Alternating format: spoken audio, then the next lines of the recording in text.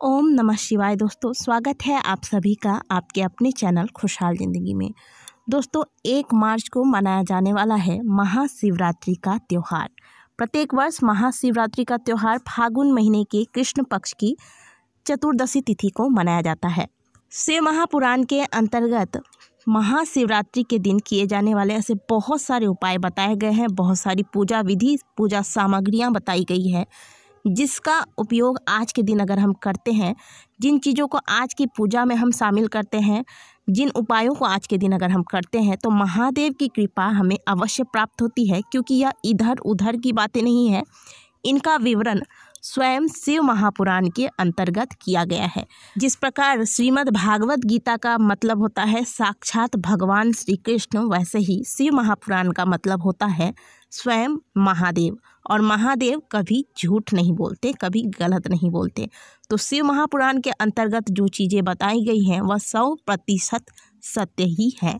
महाशिवरात्रि के दिन भोलेनाथ की पूजा में ऐसी बहुत सारी चीज़ें हैं जिन्हें हम शामिल करके अपने पूजा को खास कर सकते हैं और महादेव को प्रसन्न करके उनकी कृपा की प्राप्ति कर सकते हैं।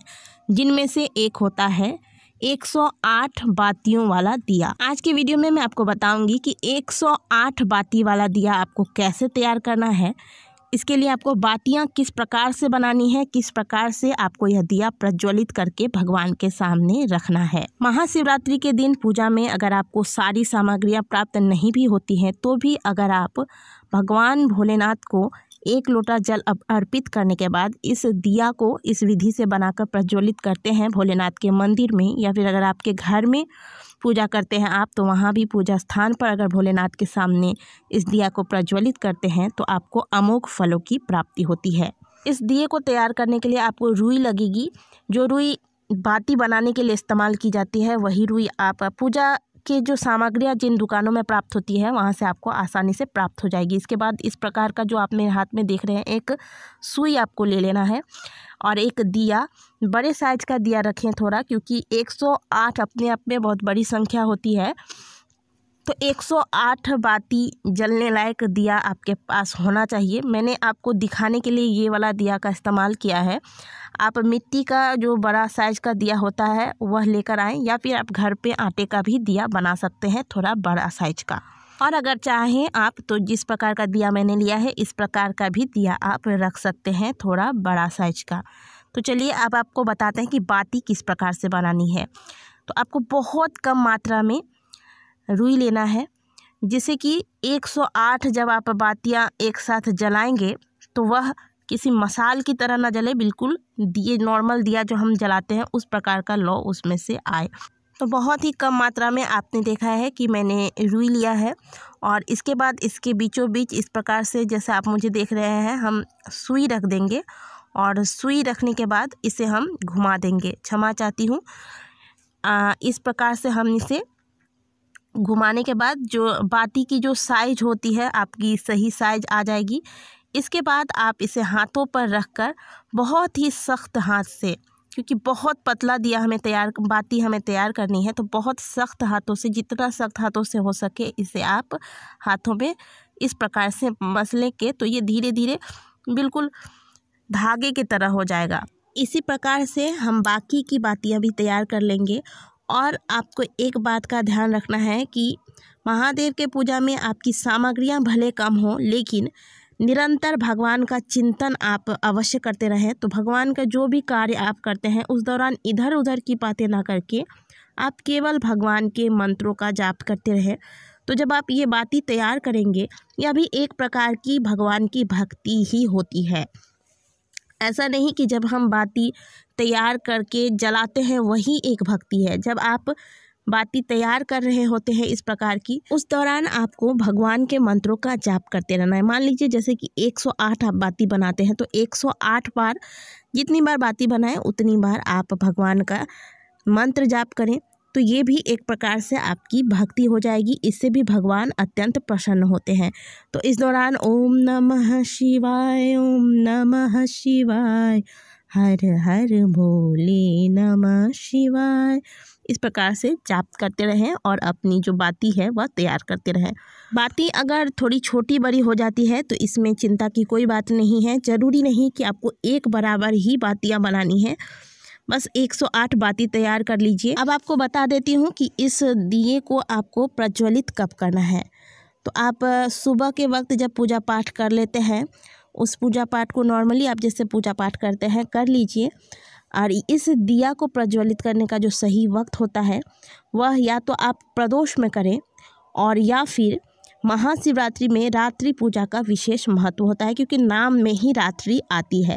तो आप रात के वक्त जो लोग पूजा करते हैं उस वक्त इस दिया को प्रज्वलित करेंगे तो अत्यंत ही शुभ परिणाम आपको प्राप्त होगा। यह कोई साधारण सी विधि नहीं है, अमोघ फलों की प्राप्ति कराने वाली यह विधि है। इसे आप महाशिवरात्रि के दिन अवश्य करें। तो इस प्रकार से आपको बातियाँ तैयार कर लेनी है। बाती तैयार करने के बाद अब इन सभी बातियों को हम एक साथ मिला लेंगे।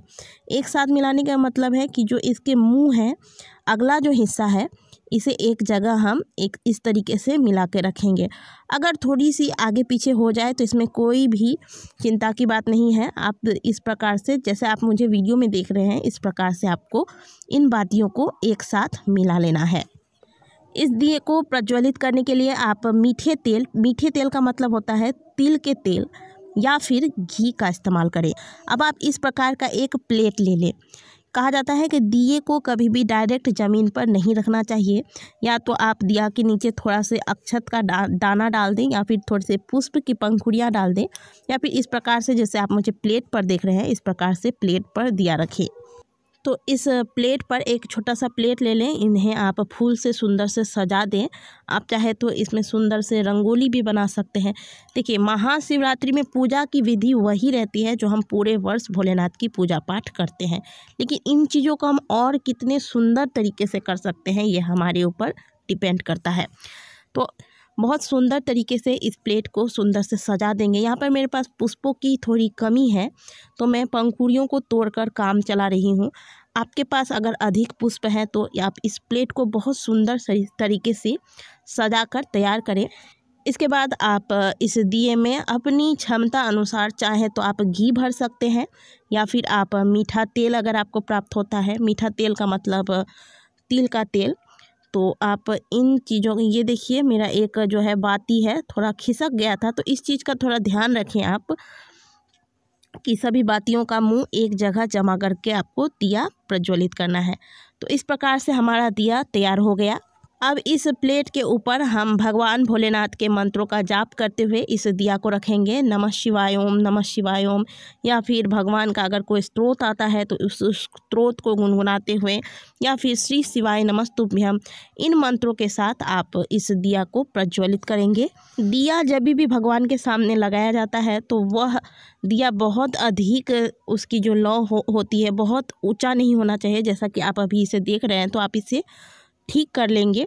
मैं इसे नीचे की तरफ खिसका लूँगी तो इसका जो लौ है वह बहुत सुंदर मीठा लौ का मतलब मध्यम लौ, बहुत कम लौ भी नहीं होना चाहिए और बहुत अधिक लौ भी नहीं होना चाहिए। जैसा आप देख रहे हैं इस प्रकार का लौ जो है दिए में होना चाहिए।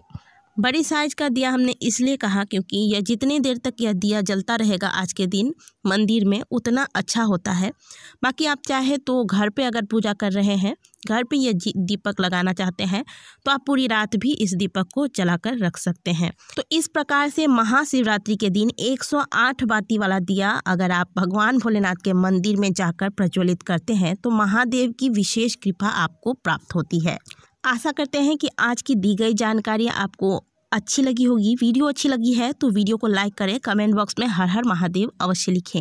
मिलते हैं आपसे अगले वीडियो में, तब तक के लिए ओम नमः शिवाय, हर हर महादेव।